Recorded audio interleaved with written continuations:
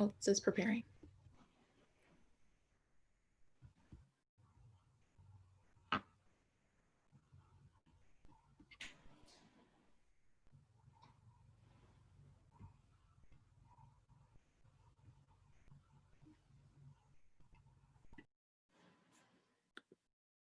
Okay. Good evening, everyone. Welcome to the NCCVT Speaks in Delaware Minority Student Coalition's roundtable discussion on equitable education. My name is Sharaya Moore, and I will be serving as the moderator for this evening. When these students felt as though their voices were going unheard, they created a platform for themselves so everyone could hear. Tonight, we have both a panel of students and those who have invested their time and career centered around equity and education policy. Tonight, our policy stakeholders are the Honorable Sherry Dorsey Walker, the Honorable Melissa Minor Brown, the Honorable Laura Sturgeon, and representing their work investing in schools, teachers, and the community, we have Jeannie Fertucci, Dr. Freeman Williams, and Monique Martin. At this time, I'm going to ask each student panelist to introduce themselves. Hi, my name is Lauren Hicks, and I am a rising senior. My name is Kaylin Parker, and I'm a rising senior. My name is Cassie Parker, and I'm also a rising senior.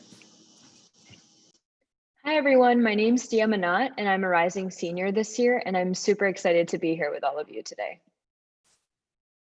Hi, guys. I'm Taraya Highland, and I'm also a rising senior this year, and I'm excited for this great discussion.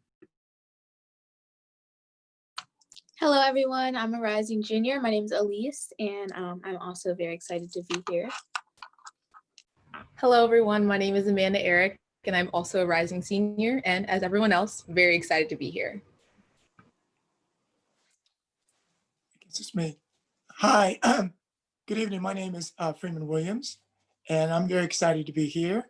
And I'm not a rising senior, I'm a senior citizen.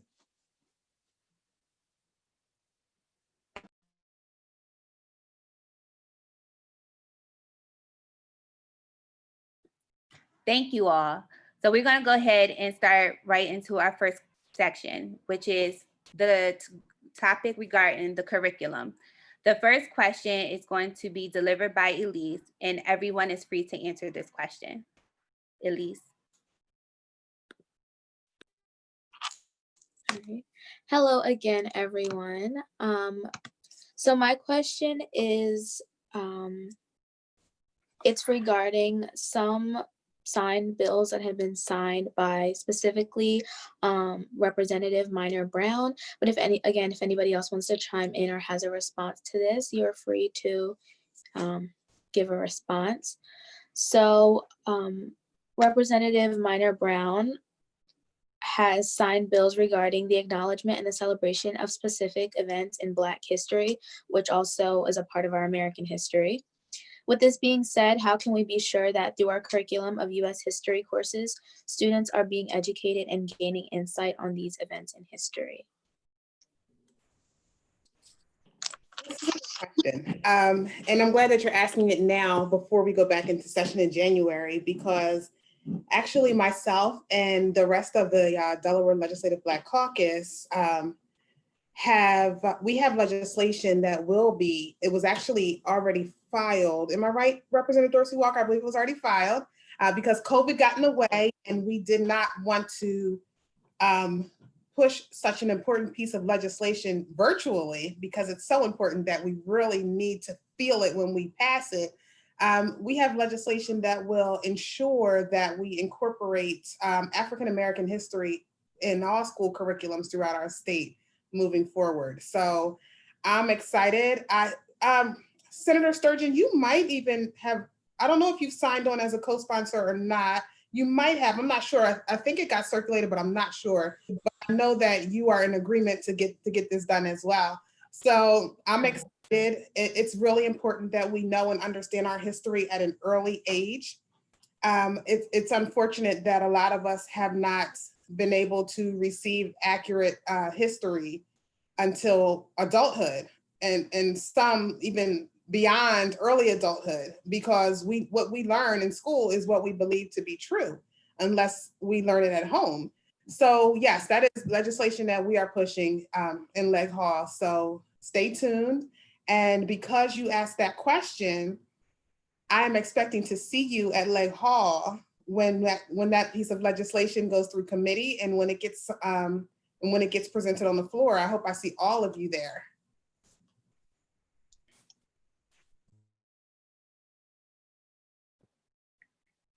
Does anyone else want to chime in? Oh, sure.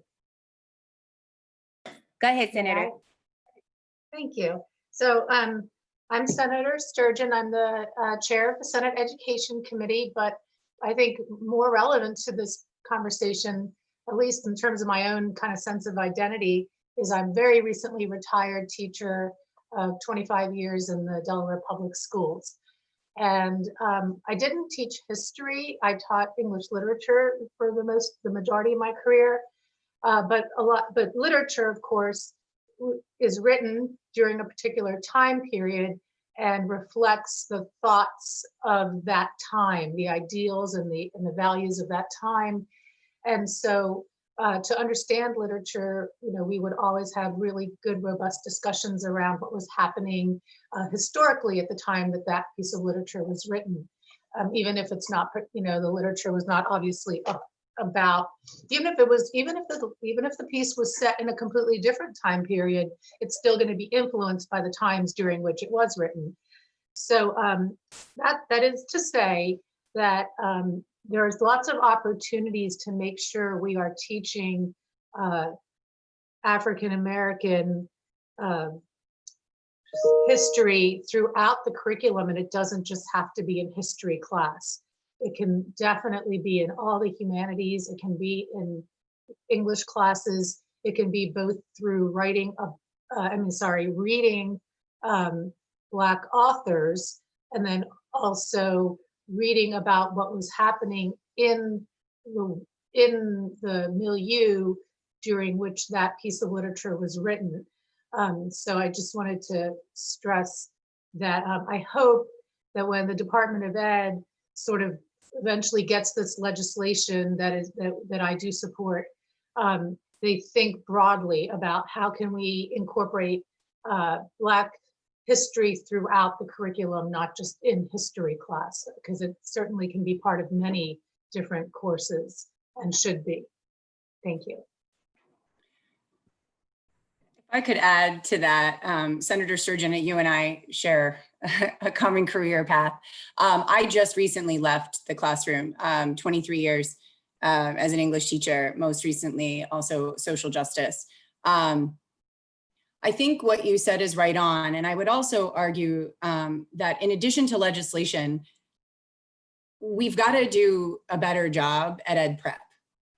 We need to do a better job at creating a pipeline into future educators who are culturally responsive, so that when we seek to diversify the teacher workforce, the workforce is desirable for Black and Brown educators to come into a space where they are received in a way that encourages them to be there, that retains them. Young people need to see themselves in our curriculum in every single class we teach from the second they step foot into these institutions, period. And that needs, while I love this legislation, I think it's fantastic. I can't wait to see that happen. We as educators are going to need to do the work as well to be culturally responsive when we deliver it, right? Because there's one thing to make it a mandate. It's another thing to understand how to navigate the conversations that are going to come up when young people challenge a white instructor who's delivering the information. As a white woman who has navigated these conversations and misstepped and acknowledged that, and then made conscientious and intentional efforts to do better, I was not prepared for that. So just like you were saying that Representative Minor Brown, that it took until college sometimes to learn an accurate history. It took for me until college to realize that I had grown up in America that many of my Black and brown friends had not grown up in when I started to learn a history that conflicted with most of the Eurocentric history I'd been taught in my career. If I could just piggyback off of that really quickly, you just made such an amazing point. And I want to say one thing that we have to look forward to, which is why I love that you guys are just these young leaders and ready to drive this change, is it's going to take a few decades, right, to get beyond that. It's going to take a few decades because, you know, your children will be in school learning this early on. So then we won't need to think about that any longer. So it'll take a few decades before we get to the point where the things that we learned in history, the things that your children learn in history will be what they're able to give back to their children, and those educators will be able to give to their classes, because that's what will be instilled in them as a young age. So it's going to take us a few decades to get to that point where we won't have to have this conversation. But I appreciate what you said, because you're being open and honest about that. And that is so real. And it makes us question if we need to incorporate something in our higher education as well, so that our new educators can at least begin in the workforce, at least knowing or understanding something about African-American history.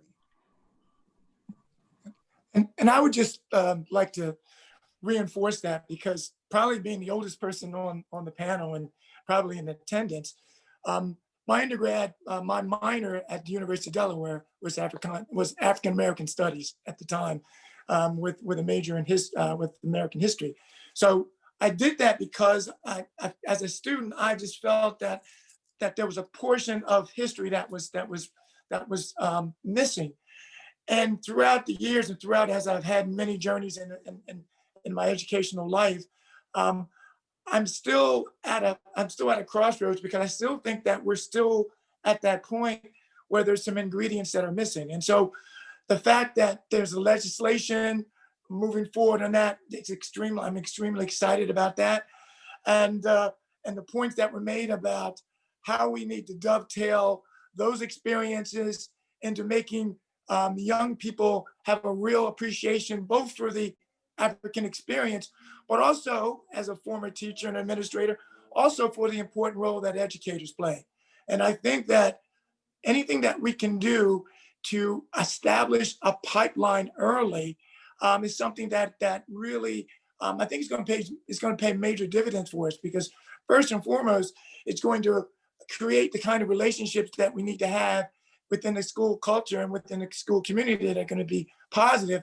But more importantly, it's going to give us the opportunity to identify and hopefully create a venue where Black and brown men and women feel like the educational arena is a legitimate, viable career where they can make a difference. So I was very, very excited and happy to hear those things shared before I had a chance to add my comments. So that gives me a great deal of pleasure that we're heading down the right road. Lots of work for us, but I think based on this and many other efforts, many of the right people are engaged in this journey, and I feel that we're going to get some things accomplished. Thank you so much for sharing that. And I think everyone made such beautiful points, but I want to think of it from a holistic perspective. History is one perspective, literature is another, and we have to look through the lens of equity with everything that we do. And I also don't want to give us the impression that this will ever end. It will not end. It will not end.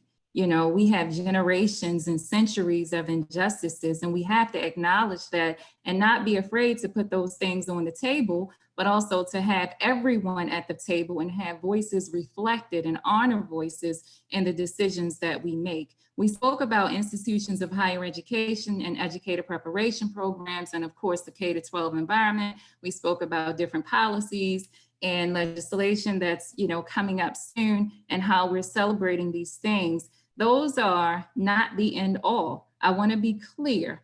We are operating within institutionalized racism and systemic oppression with our educational system. And so it takes us to be able to dismantle a lot of things when we are constantly moving within this structure. And so I want to be clear that not only pre-service teachers must have the capacity and build their stamina to responsibly implement a curriculum that is more responsive to the demographics that they're serving, but also the in-service teachers, the ones who've been teaching for years. And there has to be ongoing professional learning. It's never a one and done. And part of that professional learning is not just what it says as far as theory and practice. Every year, you have a different group or groups of students. You have to understand who is sitting before you in the classroom and who you are co-facilitating and engaging in teaching and learning with. The learning will never end. And so we must commit to that on the front end versus reacting on the back end. I just want to be clear that we are dealing with a system that was not designed, inclusive of everyone. And we must keep that in mind when moving forward. And so 50 years is not going to dismantle 400. I just want to be clear about the work that we have ahead. And just because it is difficult does not mean that's an excuse to pause or hinder where we're going. Every step is a beginning, and it's in the right direction. But I want to be very, very clear. It's going to be challenging, and there is no end all. A Band-Aid does not fix a broken leg. And we have to think about this system as being one that we absolutely can redesign. I just want to be clear on that. Thank you. Thank you. So with that being said, we're going to move to our next topic in regards to legislation. And Amanda will start us off with the first question that is geared to Ms. Fertucci and Senator Sturgeon. Amanda? Well, I just want to thank you all again for being here and obviously creating this space where we can have this open dialogue. I truly appreciate it. Going off Mrs. Martin's point where she said, learning will never end. I think to become more engaged and socially responsible citizens of this world, we must start by addressing prevalent social issues and even current social movements happening in the world. So that being one right now, the Black Lives Matter movement. And even now going into the classroom as we start our school year, microaggressions that are still going to be prevalent, voter suppression as we go into this new election, sexism within the educational field, racial biases as most of us as rising seniors go into the college admission process, and just so many other things that are happening to marginalized groups. So as an educator, representative, adult figure, or just leader, how do you know, or what do you know about your local community or the state as a whole renewing multicultural sensitivity training to not only educators, but students as well?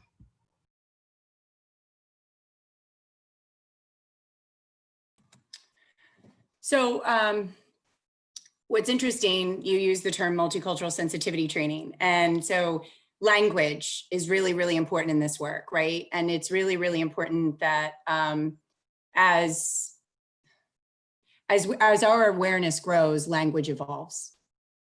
And so when we look at the language surrounding education, we look at terms right now, we look at what it means to be culturally responsive, we look at what it means culturally proficient and culturally relevant, and we look at what it means to be anti-racist.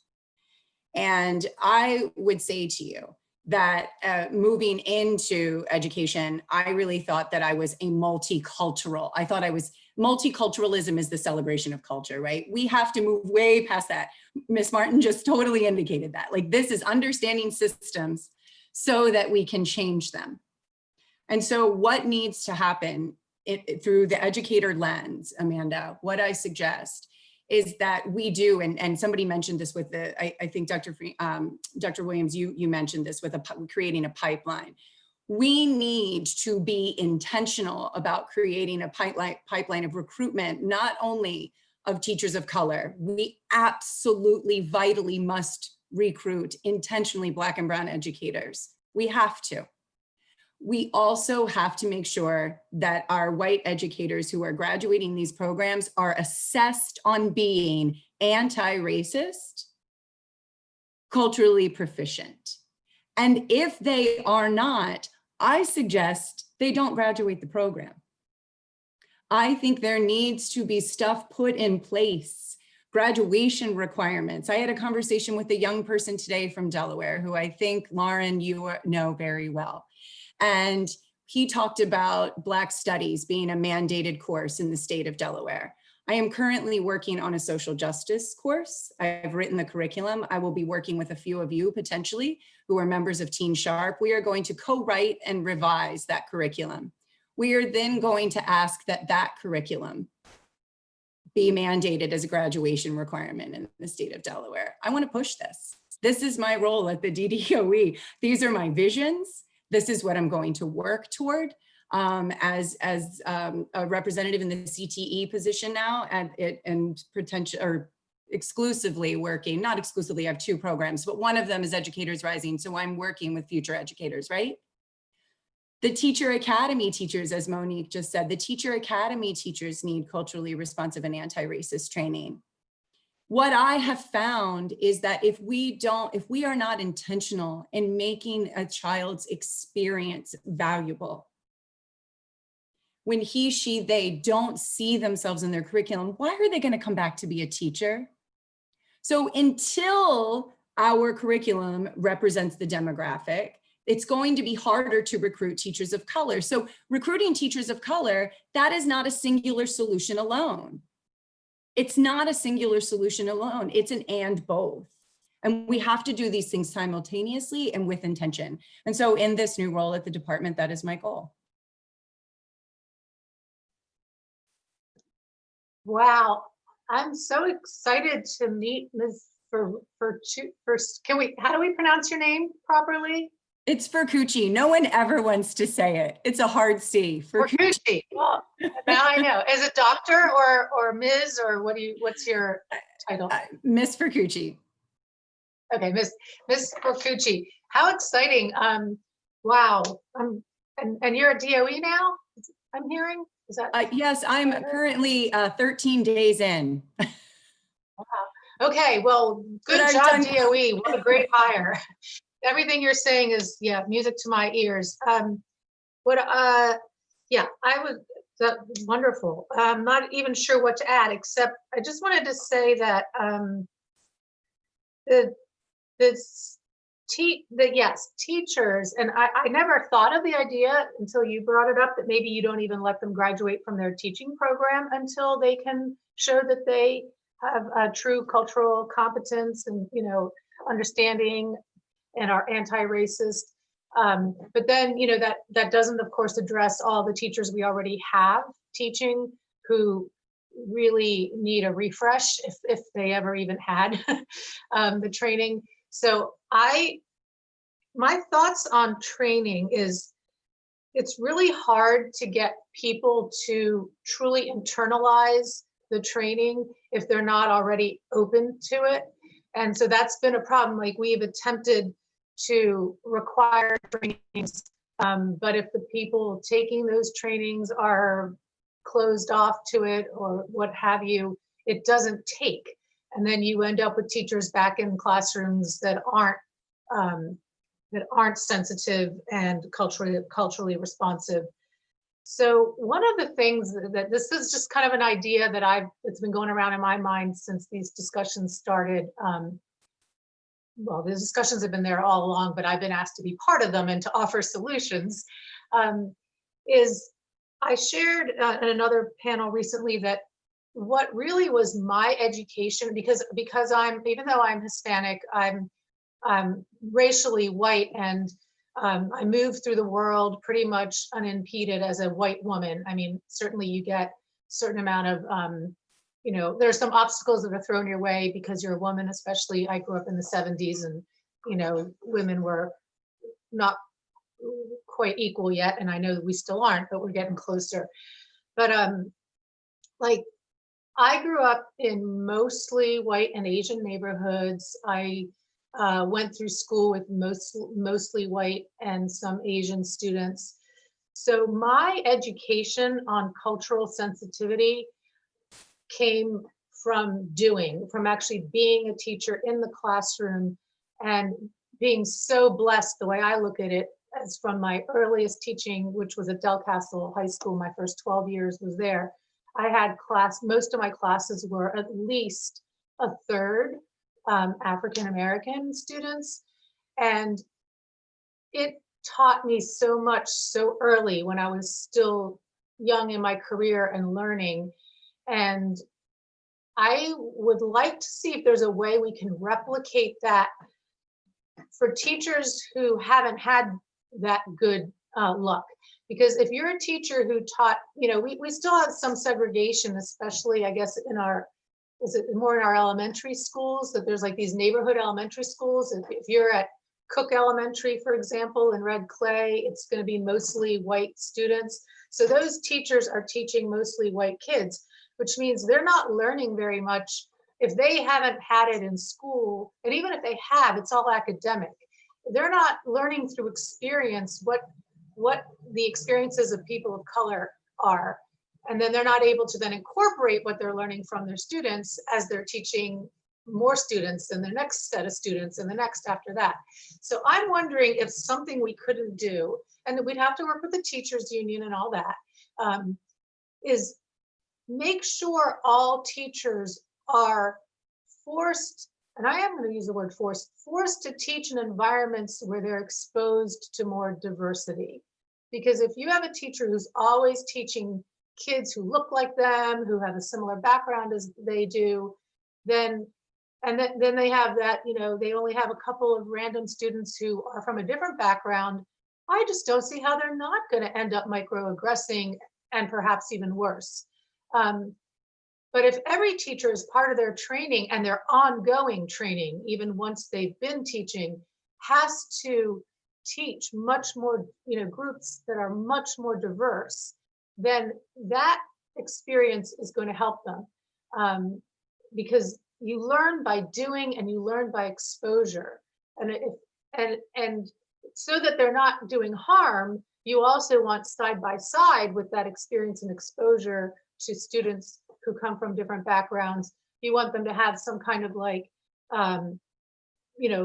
sit down classroom training where they can talk about topics that come up, and they can talk about areas of friction that might come up with students who are different from them, and sound out their concerns and what they're learning from it. But I don't think we can only do it through training. I mean, not if we're talking about, sort of the traditional idea of training, which was you sit and you watch a PowerPoint and you listen to people talk.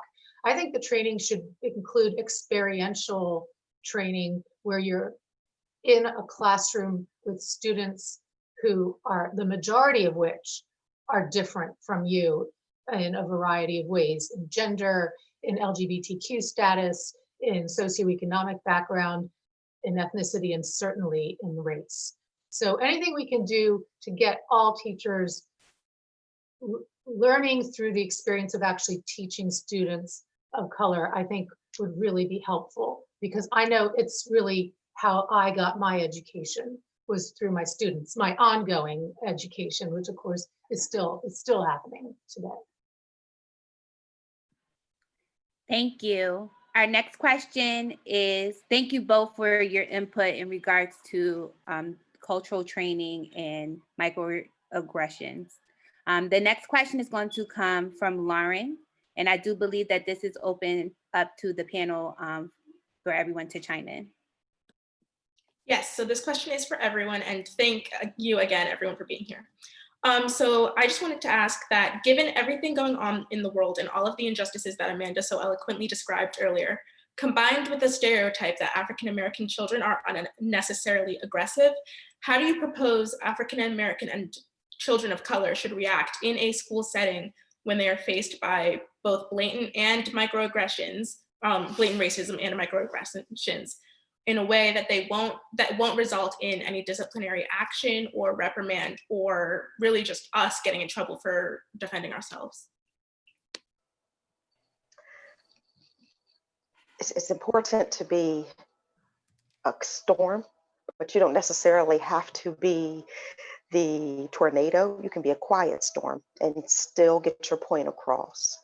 And what that means is you will find yourself in situations that you may not like. and someone may say something to you or do something to you. And you have to learn how to navigate in such a way that you don't end up in trouble, but the other person who created the situation, that person is disciplined. And it takes a little doing, and it takes a little wisdom and discerning too, because you can be baited into a situation and not even realize that you took the bait.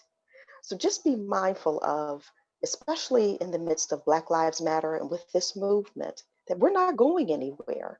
And people have to open their eyes and their hearts, their minds and their spirits. And this is everyone, including people of color, so that we have a better understanding of one another, and we learn how to address issues without having to use our fists, but we use our minds, because there's nothing more powerful than a strong mind.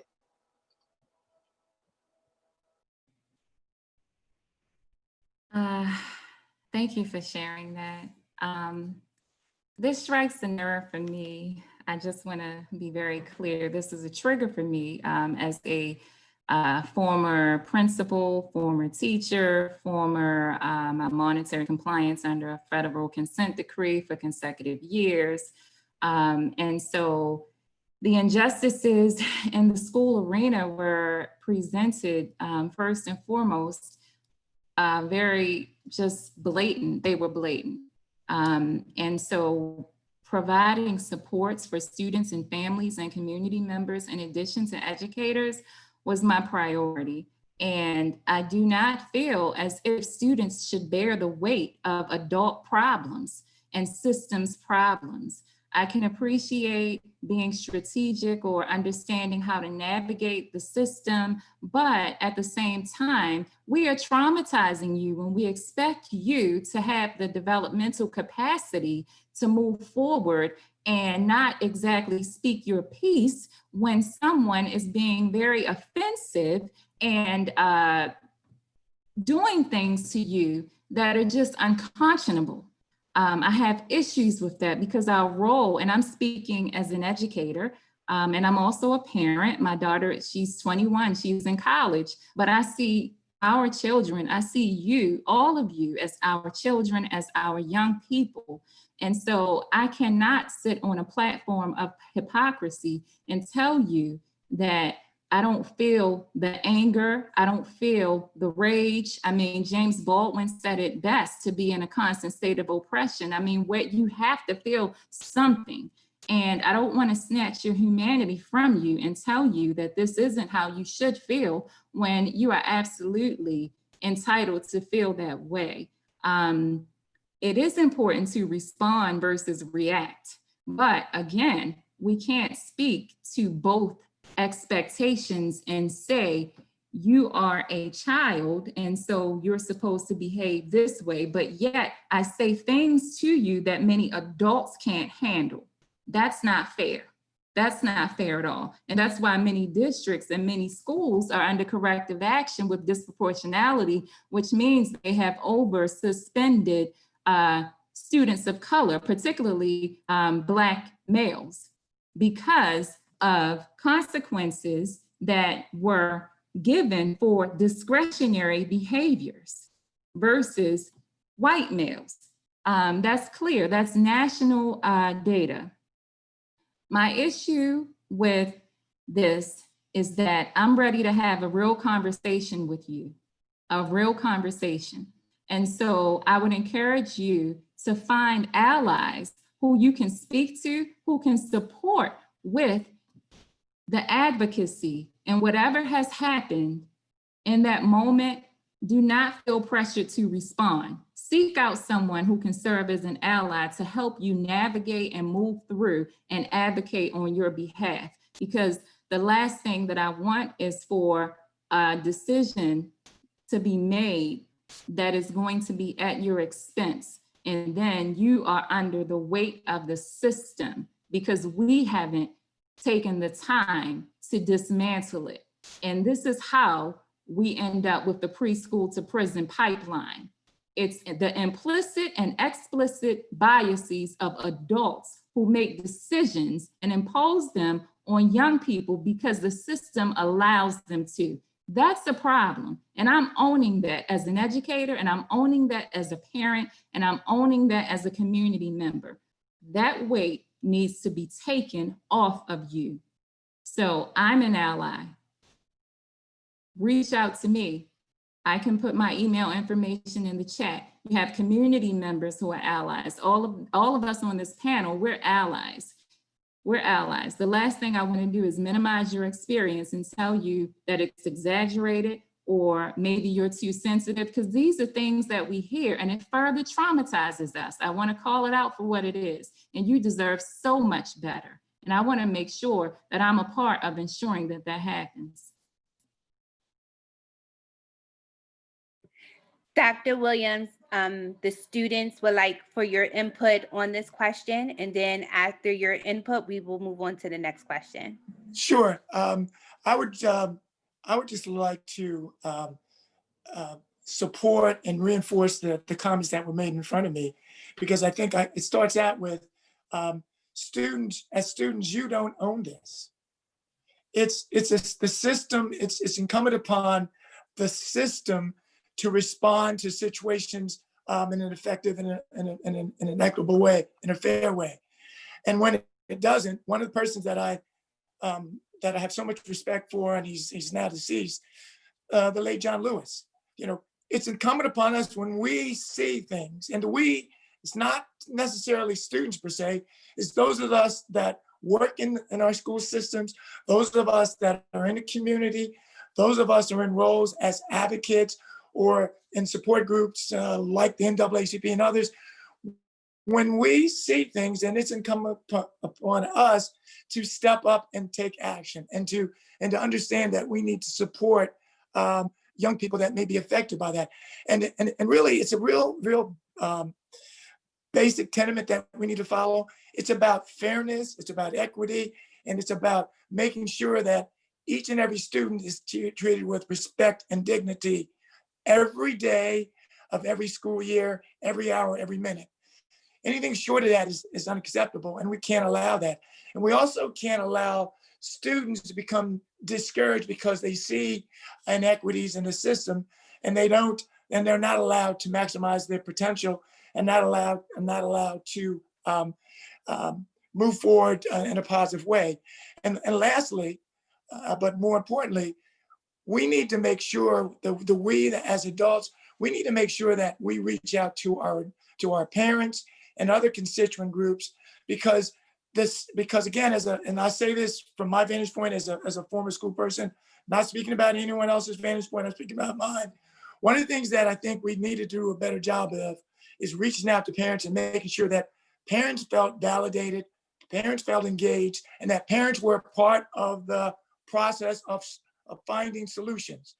Too often, parents were not involved in that. And I think by and large, that may have been one of the reasons why we collectively in our respective systems didn't reach that particular goal. But I think as we move forward, we need to make sure that we as adults, we as advocates, we step up, we take ownership.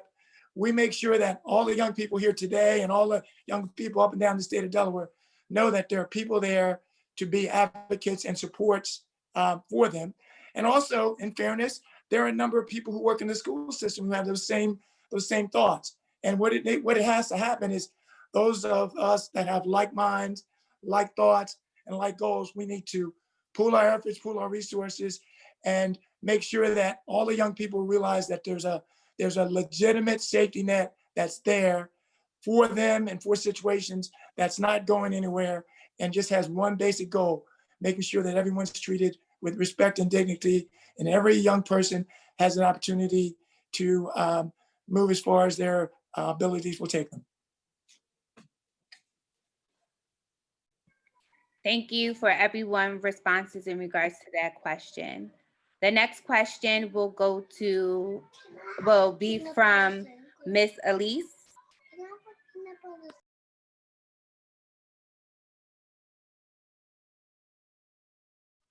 All right. Hello again, everyone. I just want to thank everyone that has spoken this far. This is just like I'm honored to be a part of such a discussion. So my next question is again to Representative Melissa Minor Brown, but of course anyone is open to respond to it if you have an answer. I have that Representative Melissa Minor Brown has a history of advocating for the upliftment of the Black community in Delaware, as well as fighting to stop the overcriminalization of Black people in our state. So we understand that Black and minority children are discriminated against and profiled at a higher rate.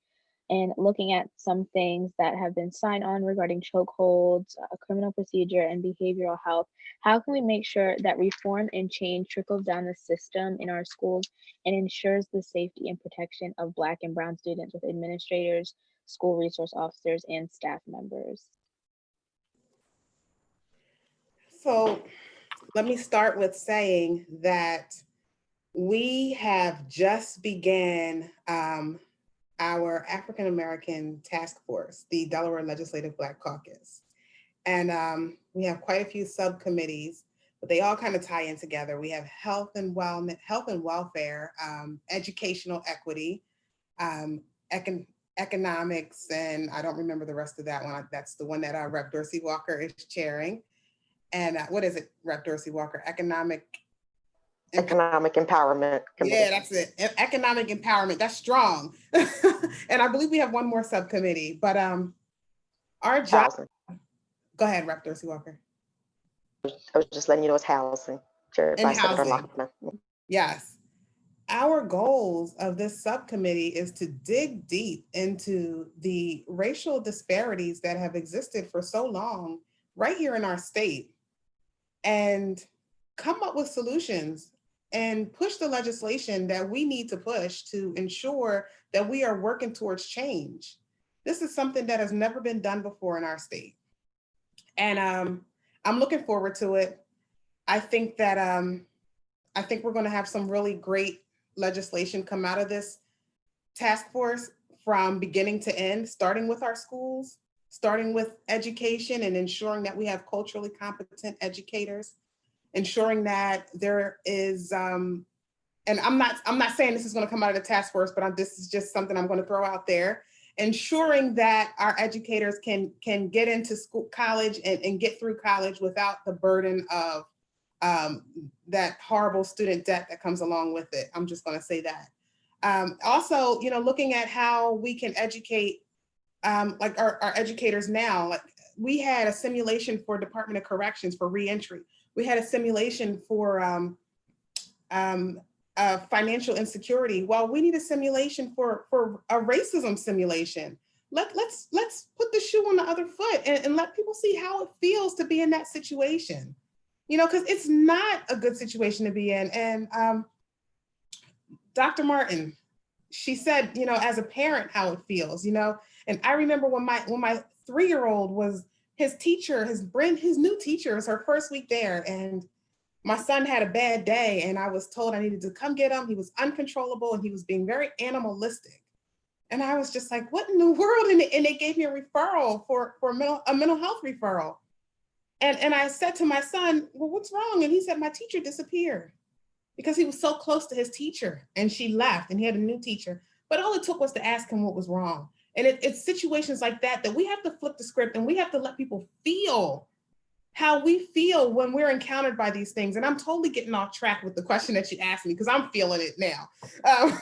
Because I'm a mother of a Black son, a Black daughter, and I'm a wife to a Black husband. And I'm also a woman who, I've been homeless. I've been a single mom, and I've dealt with these issues then, and I'm a master's level nurse, and I still deal with the same crap, and I'm tired of it. I was just on the phone with an activist he's 83 years old, and I was on the phone with him today, and he said, he was like, Mimi, I cry almost every night watching the news because this is still going on, and I'm tired of it. So basically, to respond to your question, because now I'm getting emotional, you will see a lot come out of the African American Task Force. And I think what we need to just do is that task force, that's a limited task force, but we need to look at this as more of a movement instead of a moment and keep it going. Like Dr. Martin said, It can't stop at the task force. You know, we have to continue. We have to keep it going. So stay tuned. Please tune into our task force meetings, our subcommittee meetings. I want to hear your voices. You guys are the leaders. You guys are in the front of the line.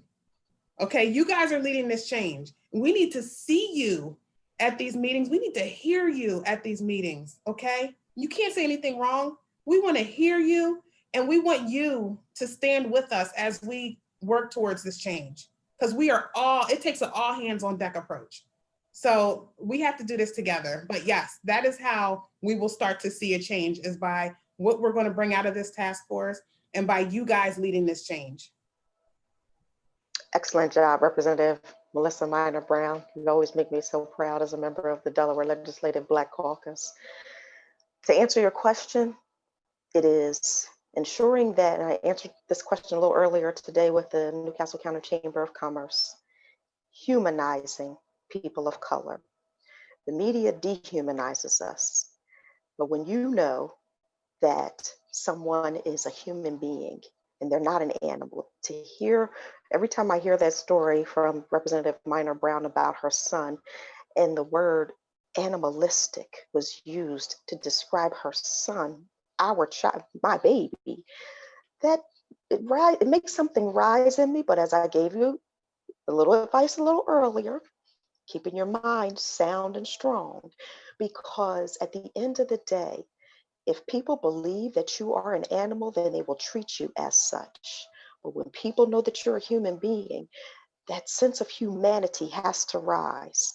So just making sure that you're reminding people, I am a human being first. I'm a child of God, and I should not be mistreated due to the color of my skin. I took my aunt to the doctor today, just really quickly, and she said, and she's 74, and she said, I just don't understand what happened in this country. She's from Jamaica. She said, I don't understand what happened in this country. Why is everyone against each other? When I turn on the news, it looks like black and white against each other. Why can't we all just be one like we are in Jamaica? And she just was looking out the window, and she said, one love. And that's what we need, one love.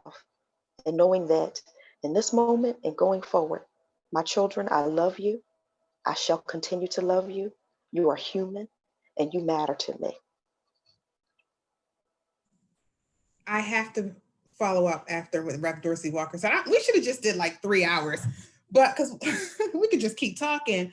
But I just want to say, you know, in order for this to be a movement and not just a moment, we have to stick together. You know, I'm going to say this, and I need you guys to say this. We have to stick together. We cannot fight each other. Okay? We cannot fight each other because we're all in this together. So somehow, if you feel like you're in a rift with a friend or someone else, find a way to just have a conversation. Understand that people are people, and you never know what the next person is going through or what they've gone through. But we have to stick together to get this done. And I just wanted to throw that out there. And I see a lot of females on this call. So we can't forget about our young Black males either, okay? We got to pull them in too, and we have to stick together.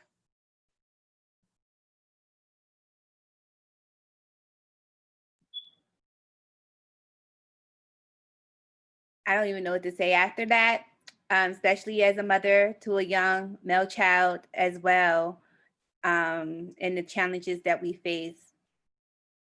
So the next question is going to go to Dia, come from Dia. Dia, sorry. No problem. So this question is specifically for Senator Sturgeon, and anyone else who would like to comment on it as an educator or as a teacher is certainly welcome to. I was going to say, as a former teacher at a very diverse school, I'm sure you know that counseling, especially college counseling for higher education, is notoriously known to only serve higher income students the best. And this disproportionately affects Black and Brown communities. So what programs would you be looking to implement so that lower income students can also receive this type of counseling?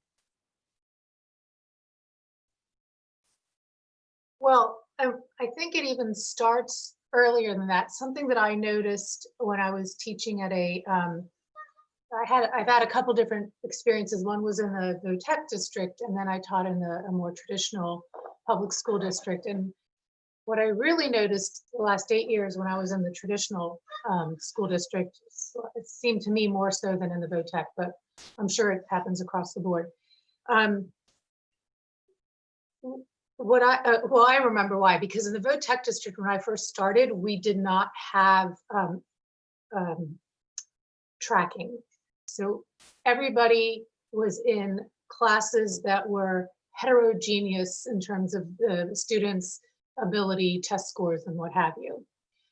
So that allowed for more, I think, fairness and equity. But when I went to the traditional public school setting, and we had the tracking of the CP, the AP, let's see, how's it go? CP, honors, and AP were like the three main tracks for the last 8 years that I was teaching. And something that I noticed right away was that by and large, the CP, which is the lowest track, if you will, was made up of majority minority, was my majority Black and brown students and low income students. The honors track was majority white students, and then the AP track was both white and high income.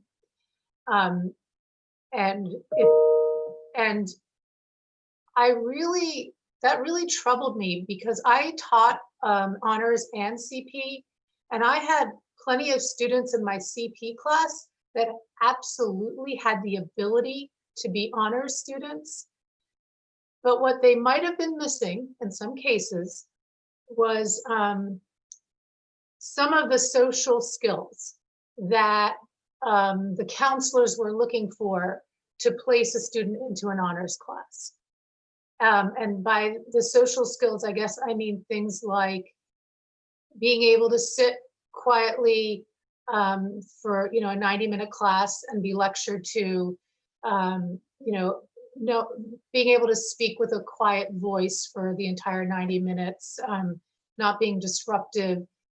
And I feel like this system is inherently racist, because we know for a fact that Black and brown kids are more likely to be low income, okay, because of systemic racism and our history of slavery and Jim Crow and so forth.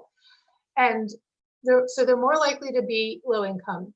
And then that means they're more likely to live in neighborhoods where there are troubles, where there's trauma constantly presenting itself through the crime, through, seeing guns being brandished, through losing loved ones to gun violence, or having a loved one in prison or something like that.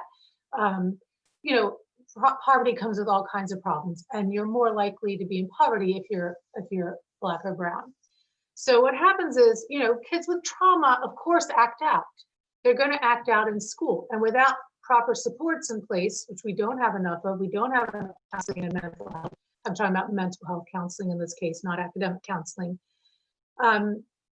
Those students are going to be more likely to act out. So they automatically, no matter how gifted they may be intellectually, they tend to get pushed into these CP classes because, and I've heard, counselors talking about this, that they don't just look at ability, intellectual ability, they look at that other side, the ability to behave in class. And I just think that's fundamentally unfair. They should be putting everybody with the intellectual ability up higher into the honors and AP classes, and providing the necessary mental health and trauma-informed supports, teachers, co-teachers if needed, to allow the students to succeed in that setting, or change the setting to make it more culturally inclusive and competent, because the setting itself might be, not appropriate for any teenager. In my case, I taught high school, so I think in terms of teenagers. So I think long before you even get to college admissions and college counseling, you already have students who would make great candidates for college, who never really had the chance to take the types of courses that would get them ready to do well in college.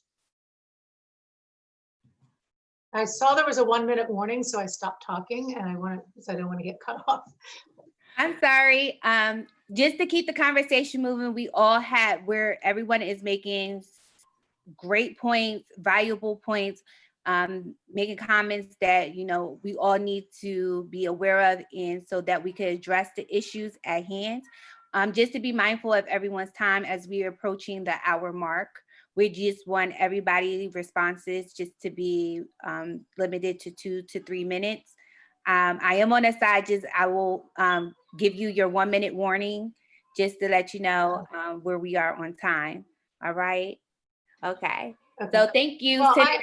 Oh, go ahead. I'm sorry. I'll wrap it up with that, because to me, you know, the next step is also important, but you know, what are we going to do to get counselors and teachers, because teachers make these recommendations, to start recommending kids for more challenging courses earlier on, so that way they are ready and can, you know, for college.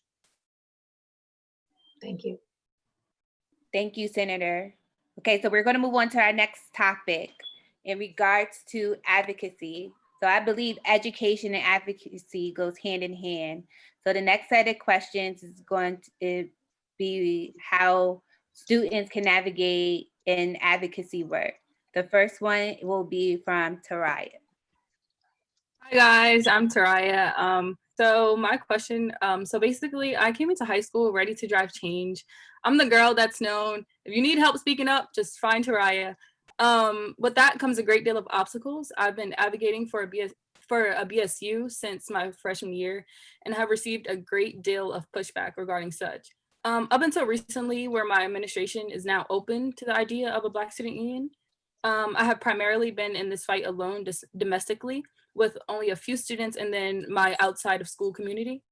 So my question would be, what can students do in response to receiving pushback from their administrators and district heads?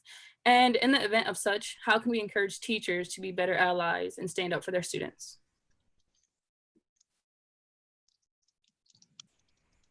Try. Oh, sorry, go ahead. 2-second response. I was thinking let Dr. Martin hit that one as the principal first, if that's all right, Representative Minor Brown. Go ahead, Dr. Martin. Oh my goodness. Okay, I will. I'm triggered by all of the questions being asked. So first I want to say that, Taraya, I champion, I'm like right behind you, right beside you. I'm holding you up, lifting you up, trying to make certain that your voice is amplified and elevated and remains empowered. There will be adults who try to shut you down simply because they can. And I appreciate you building the capacity to maintain the stamina to push forward.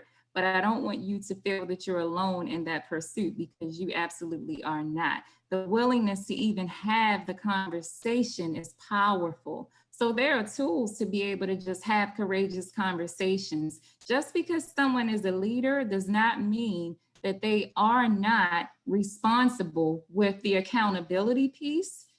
There's shared accountability, shared leadership, and I see all of you as leaders, shared ownership. All of these things are inclusive practices so that we manifest a better world and we become next level educators. And that's exactly who you deserve. So I would say having a courageous conversation is a start. I can share those tools following this session. I know I'm timed, but those tools will certainly open doors, and it will give you strategies for resistance, no matter who the person is. And don't make assumptions or lower the efficacy that you have for yourself. Remain very efficacious on this journey, because it's a personal journey, it's a professional journey, and we're all in different places. And I do want to say to everyone, please don't forget that because we are human, we all have implicit biases, and they influence the decisions that we make. And even for denying access for students to engage in higher level courses, a lot of those barriers come from adults with implicit bias who create barriers that don't necessarily have to be there. And so we have to call out these things and remain fearless, but also remain persistent, and just surround ourselves with those who will help to provide relief, because it's challenging work. I would just like to follow up after Dr. Martin made her wonderful comments and just give a specific tool that can be included in your toolkit. And again, in the interest of transparency, it's connected with the NAACP, and I'm connected with the NAACP. The NAACP has a youth council system that has really been working for a couple of years in a couple of schools in Newcastle County. And this particular tool, it works in the following way.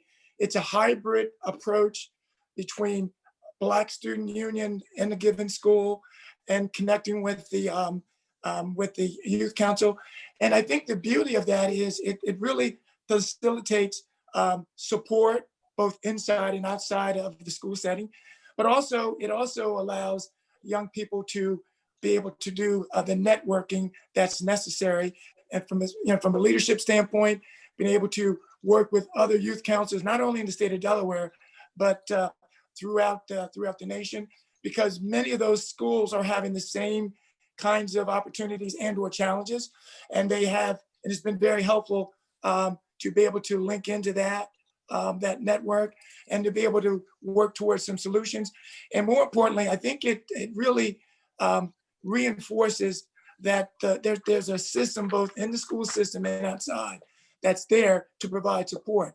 And I think the beauty of it is it's allowed, and I think many people have mentioned it today, it reinforces that the journey that we're involved in, it's a marathon, it's not a sprint, it's heavy lifting, it's important work, and it's going to take all of us pulling together. And it's going to take sometimes adults may have to take a lead role. Sometimes students may have to take a lead role, but collectively, this is a systemized approach that members of the NAACP, if there's any level of interest, we'd be very happy to share how this works. And it's very user-friendly and very easy. And more importantly, not to belabor the point, because I know I'm about at my time limit, the system works. Taraya, I just want to say, when you're working towards something or you're advocating for something that is for the greater good of the people, not the common good, not the status quo, the greater good, listen, don't ever accept no as an answer, okay? That is something I learned early on, and I'm telling you, never accept no, because you can get it done, all right? You keep going, you educate, and remember, we're a movement by ourselves, but we're a force when we're together. So you bring your force and you get it done. And listen, girlfriend, with that fro that you're rocking, you are a force. I see it. All right, you can get this done. You get it done. And if you need some help, you call me. You call one of us. We'll help you out. I can't follow that up with any sort of intensive conviction, but I could say this to you. Monique and I talked about this today. Here's how I knew I was starting to do the work right. When people pushed back, when people got frustrated, when people shut doors that I used to be able to walk through. That's when I knew I was doing the work right. You're doing it right. And as everybody has said, we are here together. So don't, it's hard, right? And I'm saying that from a position of privilege. So I'm not trying to equate that your work with mine in any sort of way. I need to make that very, very clear. But having taught in a rural region, the pushback and the conflict that resulted from the work that I wanted to push was real. And that's how you know you're doing it. So keep doing it, keep doing it. So Taraya, you're one of my babies. So I'm just going to tell you this. There's a system that Dr. Martin already spoke about. You already heard all the educators speak about it who are part of this panel. One of the things you do is you don't leave room for them to create excuses. And what does that mean? So tonight, there's actually a parent-teacher night that's taking place with all the schools. And I believe it's virtually clearly. So we had this forum already scheduled, unaware of that. So as we go forward, let's check their calendars so there's no excuse for individuals to not be present when these conversations are happening. Let's make sure that we're engaging the administrators as well as the educators in other student advocates so that we have a team, as Representative Minor Brown mentioned earlier. Keep your team together. And some team members, you're always going to have that one that hits the ball in left field. That's okay. You can always work together, but you have to be mindful of, don't let anyone defeat you. How do you think we got to where we are? All those no's, but I knew God had a yes. And I'm going to leave you with that.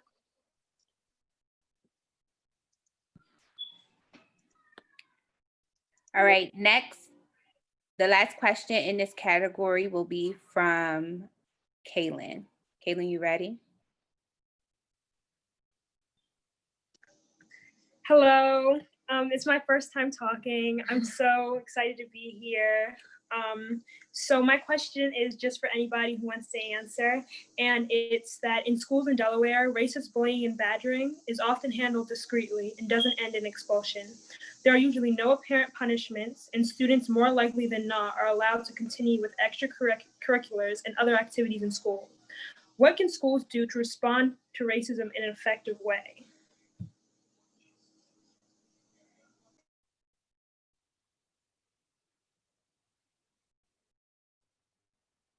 Maybe Dr. Williams needs to answer that one as the former superintendent of one of the larger school districts in the state. Okay, I'd be happy to start the conversation off. And I think it starts with a basic premise.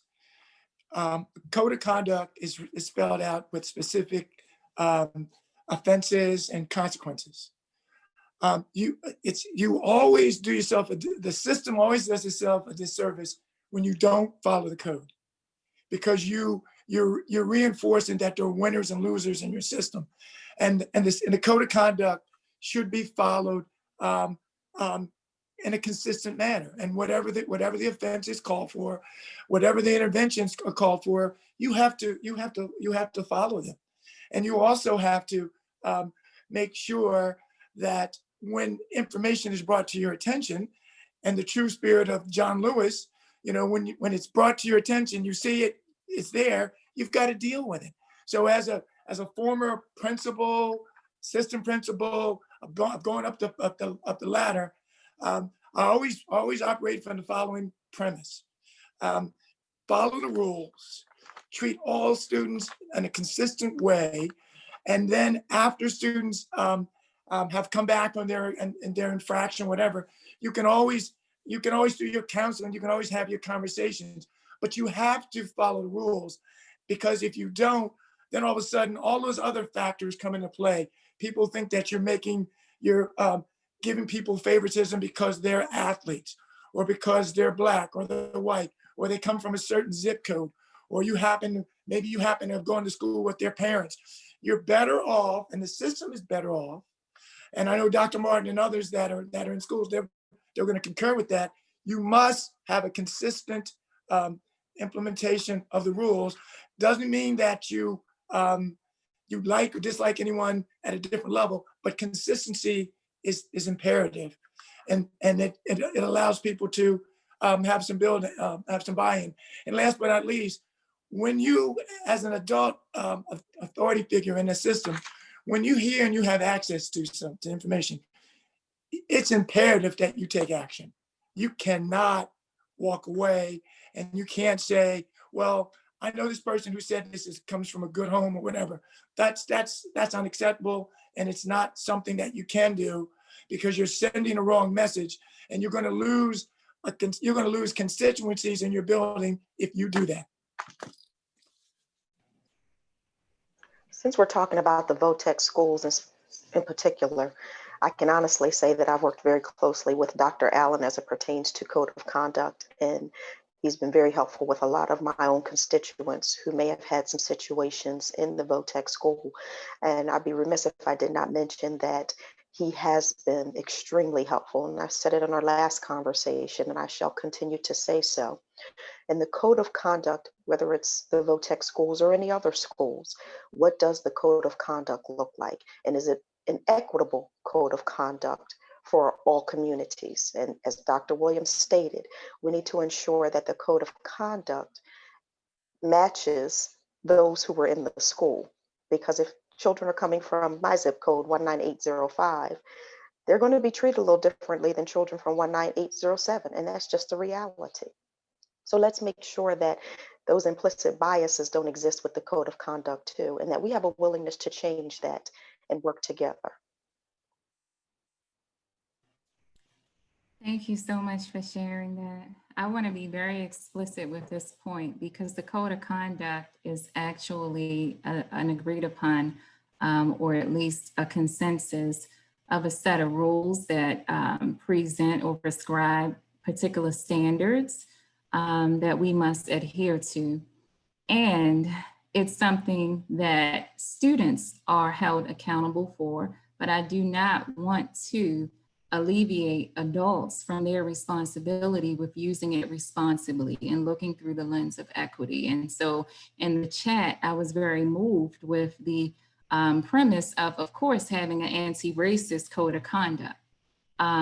These are choices that we make. Being anti-racist, it's basically being conscious and being able to make conscious decisions that are frequent, consistent, with equitable choices daily. They're ongoing with a sense of self-awareness and self-reflection as we move through life. And if educators don't have the capacity to do this, then it's a problem. No matter if the code of conduct is the perfect document, it's not going to be implemented in the way in which we designed it to be implemented. So that's an issue. Professional learning has to go along with that. And those at the table making decisions about the code of conduct, which is normally a board, needs to be informed so that they can make informed decisions and understand how particular demographics have been disproportionately held accountable in a very unjust way. In the absence of making anti-racist choices, we unconsciously uphold aspects of white supremacy. I want to be very clear about that, and I don't want to dance around it because we're operating within a dominant culture and we are dealing with institutionalized racism, systemic oppression, and structural racism. And being anti-racist is not about who you are, it's about what you do. And so as a teacher, if I perceive a particular behavior as being disrespectful or whatever the case may be, based on the code of conduct, I have a responsibility to articulate whatever it is that I want to articulate. And I want to be very clear. Some people's implicit biases influence their behavior. And so that can go in so many different directions. And if a student does not have an ally or an advocate, and usually a parent or a caregiver who's able to speak up on their behalf, they become the scapegoat for a lot of the adult problems that they should not own. And I have issues with that. So it should be accompanied with lots of professional learning. And just because we are adults does not mean that we are right. And I want you to understand that as young people, just because we are adults does not mean that we are right.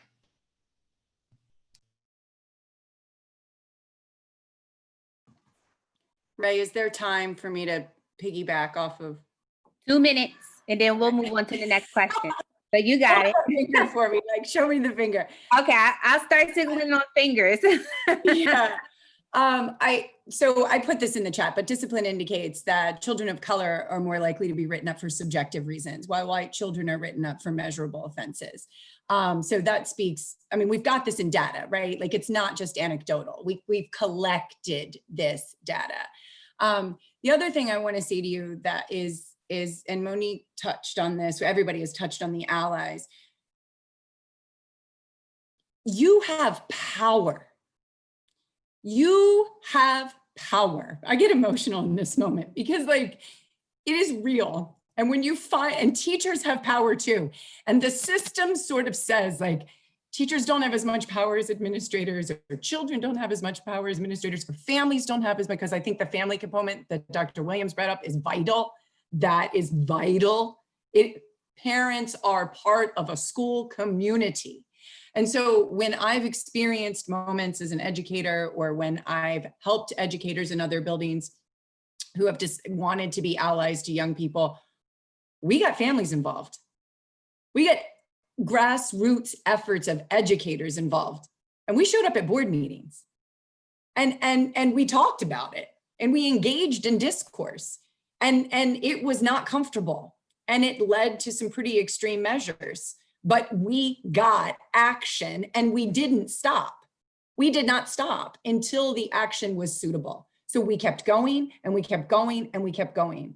So Taraya, that goes to what you know, when you were like, that's what I'm saying to you, like you cannot, and that's what you said, Representative Minor Brown or Representative Sherry Dorsey, you said, Dorsey Walker, I'm sorry, you said, don't take no, don't accept it, but you have to do it in solidarity. It's going to happen faster in solidarity.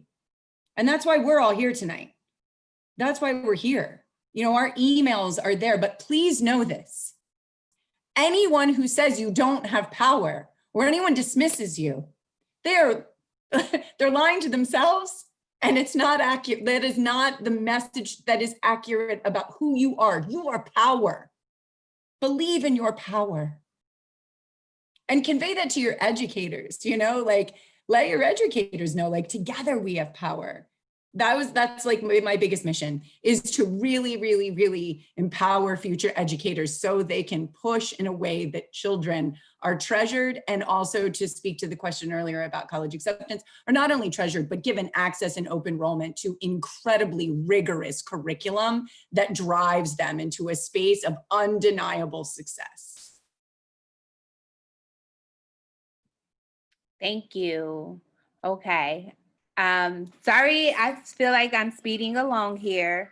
This conversation is in depth, and I'm sure our students are appreciative of the feedback, especially the adversity they all have been facing, and information that they could take back to their leader groups as well. So we are on our final topic. Lastly, it's what the discussion is really centered around: equity and diversity. And the first question is coming from Amanda, and I believe it is addressed to anyone. So I would just like everyone responses to be 2 minutes long. I will signal when you have a minute up. And unfortunately, due to time, I might have to mute you to stop, so you know if you don't see my hand signaling. So I do apologize. I don't want to be rude, but I just, again, want to be mindful of everyone's time. And we have about 3 more questions to go. So those who are watching, thank you for tuning in. I hope you have a big takeaway about exactly what equity means when it comes to educational policy. If you have questions, please feel free to comment on the YouTube page. If there's questions regarding to any one of our panelists, we will get those questions to them and get you an answer. All right, Amanda, it's on you. Thank you so much. Again, also thank you to everyone else here for being so candid and just allowing us to have, like, again, thought-provoking conversations like such. So as you all know, we're on a virtual platform right now because we're in a pandemic. So throughout the COVID pandemic, a lot of students from all different parts of life have had to take on various responsibilities, whether that's picking up a new job, more shifts to help their parents put food on the table, or now becoming a sole caretaker for their siblings, or just having to battle their own emotions while being quarantined. So how is Delaware addressing the educational disparities such as these and much more throughout the state with the COVID pandemic going on, specifically when it comes to equity? That's an excellent question, Amanda. And one of the things that we, the Delaware Legislative Black Caucus, did is worked feverishly with our superintendents in our communities to ensure that there was a one-to-one ratio for laptops and/or Chromebooks. If there are 3 children in the house, there should be 3 computers in the house if we're in a virtual setting right now. And that was one of the biggest things that we were able to do. The second thing that we did as a legislative body, we did this collectively, is ensure that families would have access to Wi-Fi. So for those families who did not have access, or maybe something was going on financially in their household and they were unable to pay the bill, we, their legislators up and down the state, were able to work it out with the cable companies and ensure that the families could in fact have access to Wi-Fi. And I would just like to stress that we did that collectively. And just as your voices are being heard tonight collectively, you're making an impact on everyone who's listening to you because you're doing it collectively. And I would like to say that I'm very, very proud of all of you for the work that you're doing.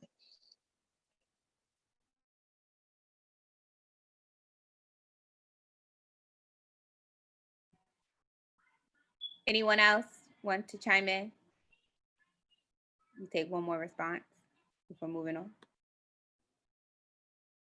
I just want to offer this as a support moving forward. Jenny and I have been working this past year to try to figure out supports that we can have for the students across the state.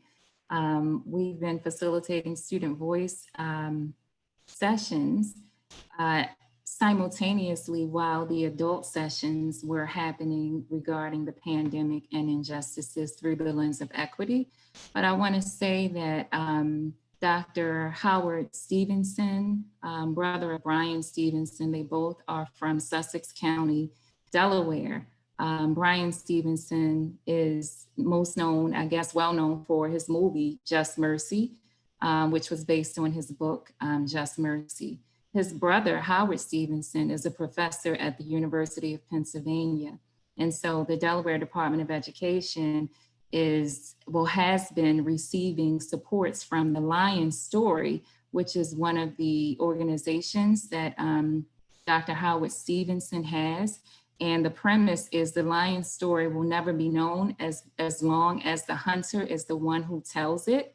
And so it basically gives power to underrepresented people. And they offer workshops specifically to students. And I would, encourage and invite you to participate. I'm going to put the link in the chat just so that you can read about more information or if you have questions.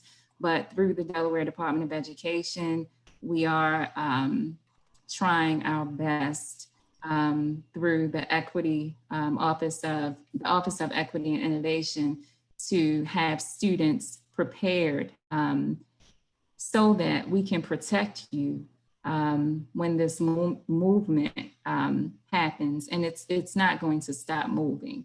That's the thing that I keep reminding people, and the normal that you experienced before is no longer going to exist. We have to think very creatively and innovatively in order for us to create a better world for you and also generations to come. So just, take a moment to read about that.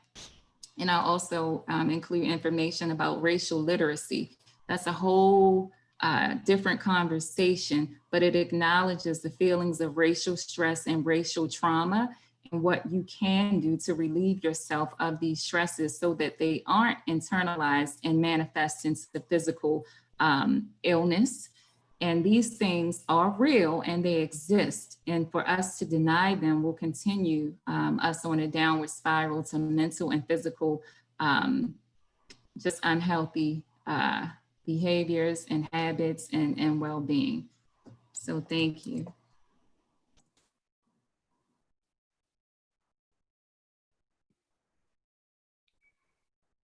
All right, so we're going to move on to our next question that is going to come from Lauren.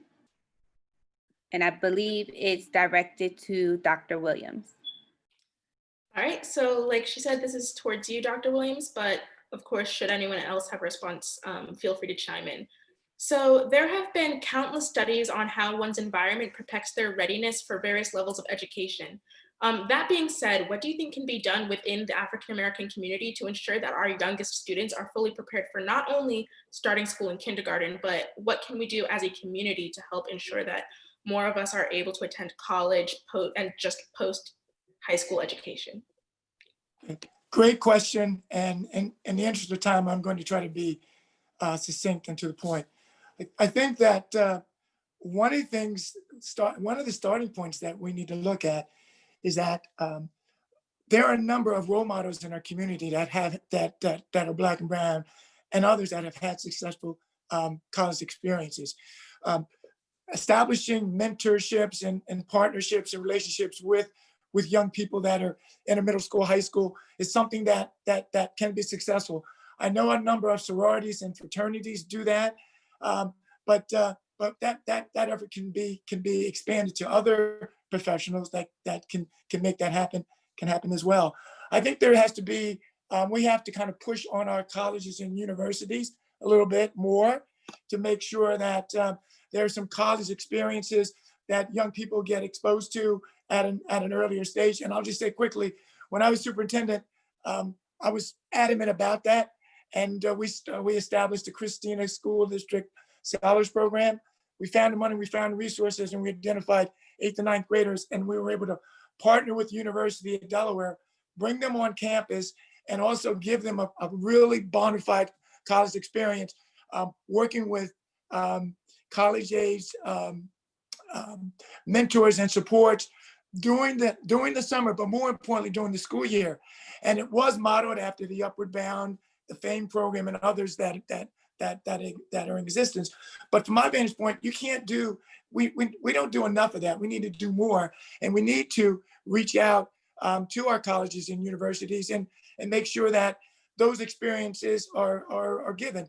And I'll just say this, as a product of the Upward Bound program, I can attest that my whole perspective about that changed by spending my 10th and 11th grade summer and throughout the year on the University of Delaware campus, being pushed and being exposed and seeing people who looked like me who were successful, and also getting a real sense of what it takes to be successful. Because one of the things I'll say quickly, and I'll use my time in this regard, as a former high school and college basketball player, people wanted to talk to me about playing basketball all the time, but people did not want to talk about college and those experiences. And I think especially with our African-American males in particular, and well, females as well, we have to make sure that the college experience is something that people feel is doable and they're exposed to it. And that those of us around the community, we can establish scholarship programs and mentorship programs that work in conjunction with the schools to make it happen. Because at the end of the day, we cannot let people put shackles on our kids and say that they can't do things. We got to make sure that that's totally unacceptable, and we push the envelope and we make sure it happens, because there are countless and countless examples of people that were put in a box and people said they couldn't and were unable to do things, and they were able to do that. And I'm a living witness to that, because I lived through that, and I'm telling you that collectively we got to make sure that we don't allow that to happen, and we don't put any barriers on our kids. Pure and simple.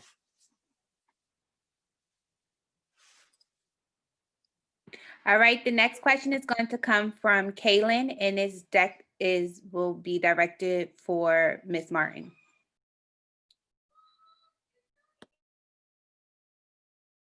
Sorry. So this is directed towards Ms. Martin, but it could be general too. So in public school, dress codes are often made to fit the European standard of acceptable clothing. Schools limit headwear and don't allow students to wear traditional scarves unless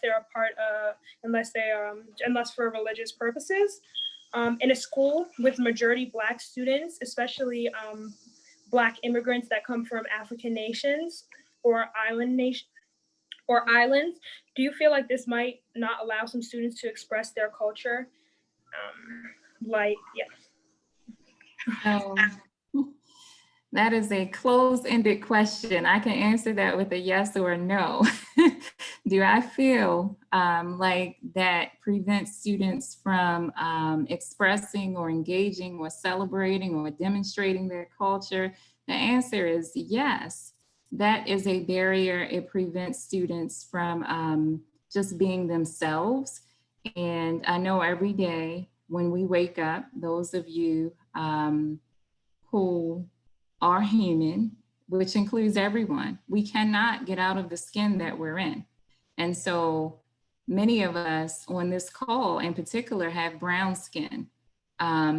We cannot, go to different spaces in this world and not have our brown skin represented because it's a part of us. And so when we think about different cultures and traditions, that's a barrier to sort of erasing or suppressing who someone is. And I think the beautiful thing about our humanity is that we're all different, and honoring different cultures is a part of what we need to embrace. There was a time when America was seen as a melting pot. That never really sat well with me because we shouldn't have to assimilate in order to be successful in this world. And I hold myself accountable for assimilating until I went to the United Kingdom, and they actually called me out on it. And I was surprised because I didn't expect that from a European country, but they were more accepting of me when I spent time in London than they were here. And I was able to be myself. So I think that now America versus being a melting pot, it's more of a salad bowl because you have all your vegetables and we're not trying to crush the tomatoes and grind up the lettuce and just make some type of paste. Every vegetable in that salad or whatever you put in has the freedom to be whatever it is. And I think that's what we need to honor as humans. Anything different denies you of your right to exist, especially with the most common thing that we need, and that's dignity. We are erasing and snatching dignity from people, and I don't think that's right, but that's my opinion.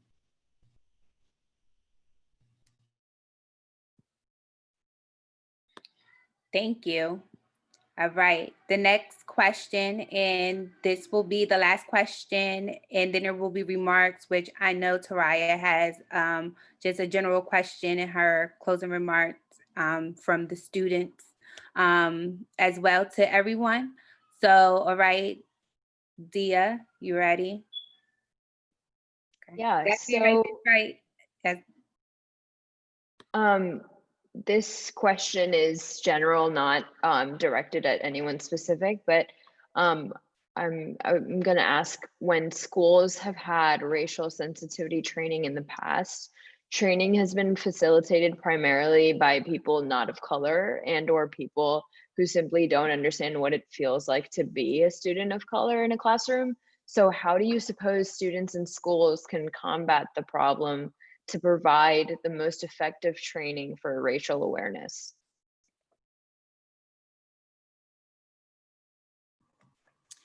Dia, I think you did. Okay, Oh, I'm sorry. No, go ahead, Ms. I think you just did. You've got to call it. You've got to name it. You've got to name it. And you've got to say, I see this. I understand the impact of it. And whether your intention was valuable or not, your impact was injurious, right? So I don't know how many, I think about intent versus impact all the time, right?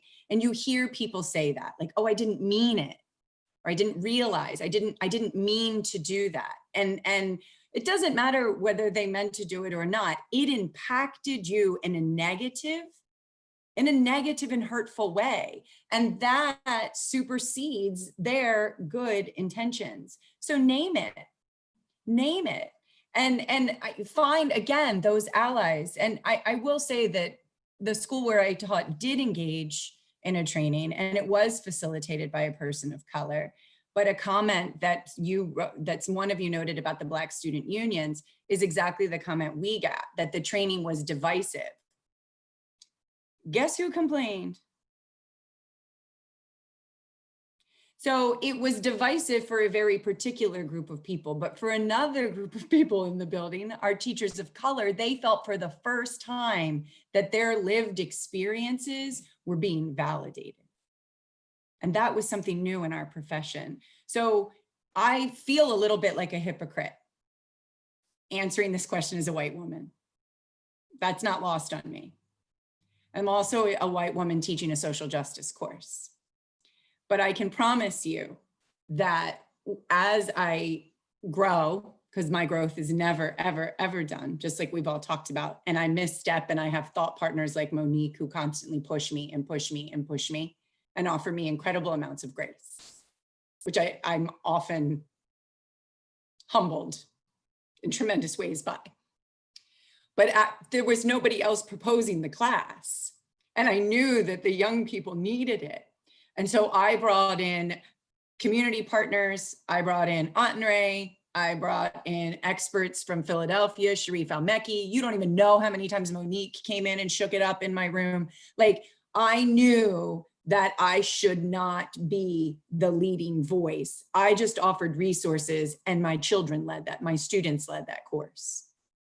And so I hear you, name it, call it out. And when people get defensive, there's a very good reason for their defense and it's textbook and you understand it.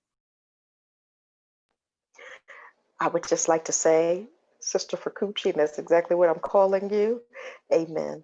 And we appreciate you in the movement with our children. And you said something so impactful. You said, our students, our babies. And I thank you for that, because that it starts there. What out of the abundance of the heart, so the mouth speaketh. So you have to be feeling it to say it. So thank you for caring about our children. It all matters. And I would just say quickly, the people, whether it's individuals or a group of people who are responsible for developing the training, they need real feedback. They need to know that what they've spent a tremendous amount of money is not getting it done. And it's not getting it done for a wide range of people. And because if that doesn't happen, you run the risk of those same group of people or something similar coming back. And that's a major disservice. So as someone who was responsible in some respects for training, I always respected candor and honesty about training.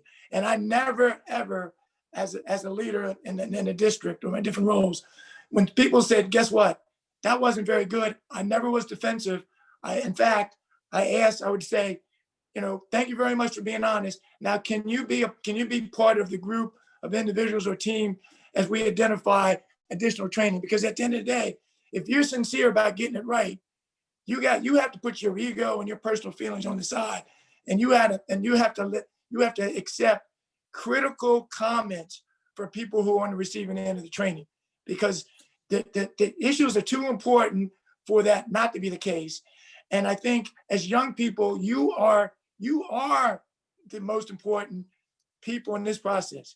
You are our children, you are our leaders, you are the people that we're all striving to support. And so please let your voices be heard, and please be brutally honest if necessary.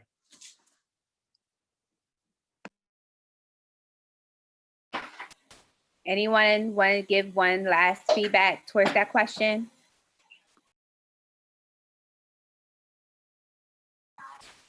Okay, so now we are at the end of our discussion. Taraya has closing remarks, and with her proposed question, I will say to our stakeholders, that will serve as your final remarks in regards to just wrapping up this conversation on this evening. So Taraya, it's on you. Okay, so as Ms. Ray said, that concludes this outstanding discussion.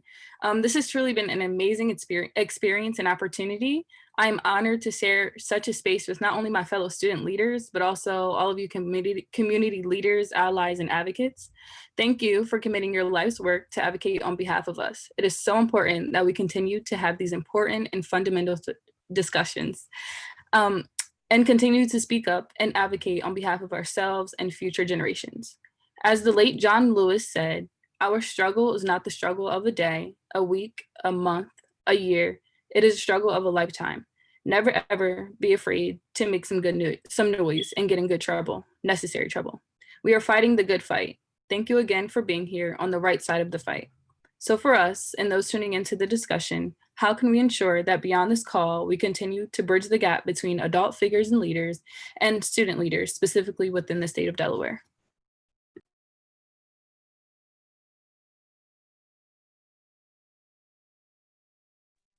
You have a commitment from the adults to stay in the fight with you.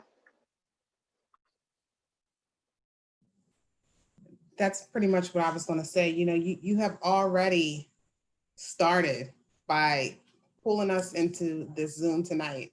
And, you know, we all have an accountability in this.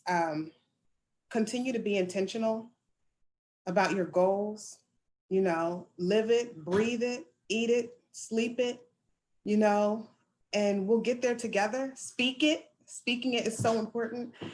Remember that, once again, this is a movement. So we have to continue on. Keep us in the loop. We keep you in the loop. We do this together.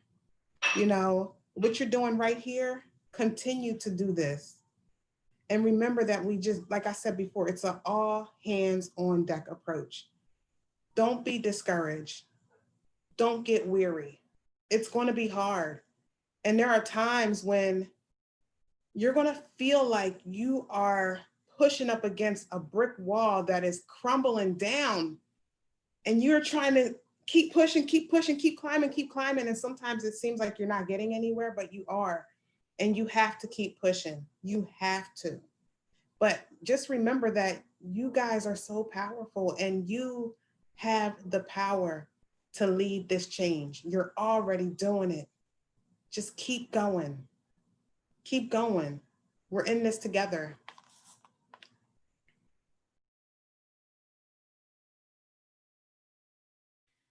I typed in the chat because I know there's not enough time to capture everything that we want to express individually as well as collectively, but I want to make certain that we create conditions for ongoing dialogue. I don't want this to end. This should be an ongoing conversation so that we can provide supports for you to continue to speak your truth to power. You know, passion, purpose, all of those things contribute to who you potentially will be in this world. And we certainly need you. We absolutely need you. So we're here. This time will not be an end all for us. So just look at the information in the chats to be able to use them as tools and resources as well for moving forward. Thank you so much. And I look forward to having continued dialogue and interaction. And it's been very powerful and very important to establish a new set of colleagues, a new set of individuals to work with.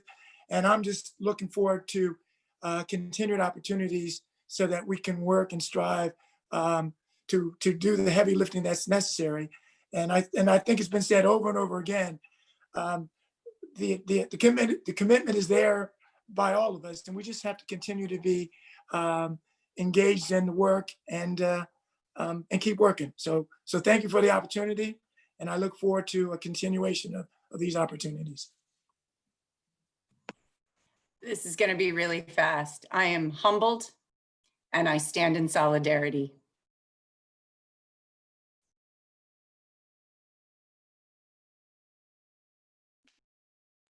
All right, with that, I just wanted to say one thing really fast. First of all, thank you all so much for being here today. It means so much to me and also the fellow student leaders. And I wanted to share something that I read recently. It was that the movement for equality and equity will not be solved if society keeps looking at it as a Black problem that they need to sympathize with, but instead a problem that society needs to fix. So, yeah. One more thing, Taraya, I just, you have a little bit of homework. I need you to email myself and Rep. Walker. What's today? Today is Wednesday. Email us Monday and let us know what your plan is to move forward with creating the Black Student Union. Thank you. If I could just say something. Recently, all the student members on this panel have started a Delaware Minority Student Coalition.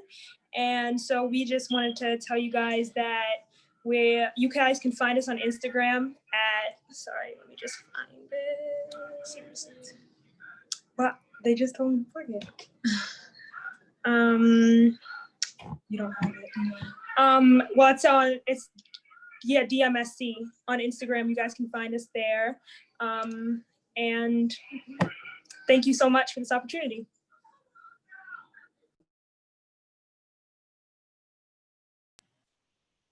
Thank you.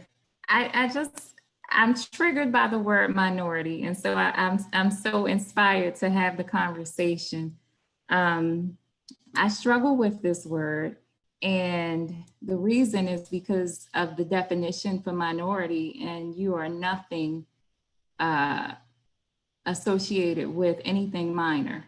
I just want to be clear. And so when I first learned of what you decided, and of course you still have the autonomy to do that. This is just food for thought. That term it does not represent who you are. I just want to be clear about that, because language is very important. And when you think about words and spellings, you speak some things into existence. And so I actually see you as the majority or underrepresented, but minority, it doesn't seem to fit who you are in this moment, moving towards a movement. So that's just something to think about moving forward. I think you're so much more, and the negative connotation that goes along with the word minority is an issue for people of color and linguistically diverse people.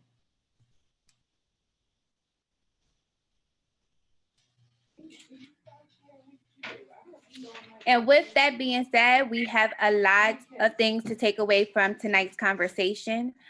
For those who are watching, thank you for holding in with us. This conversation is necessary as we move forward towards education reform, as we go and advise on policies, legislate, make regulation as well.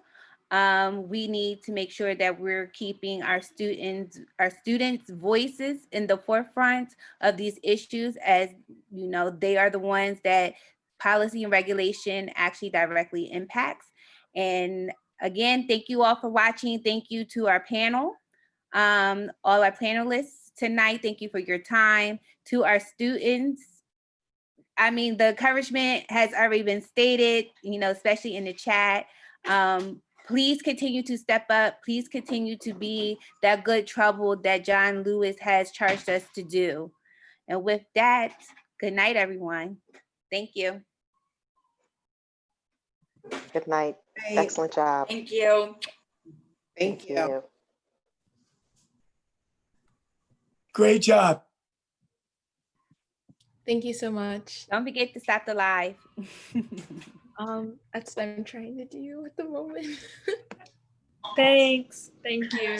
Thank you. Bye, everyone. Stop the live yet. Let's start rapping. All right, here we go. I'm joking. Are you gonna go for it? No. I want to end the live. Three-dot button. Did you find it? I clicked on the 3-dot button.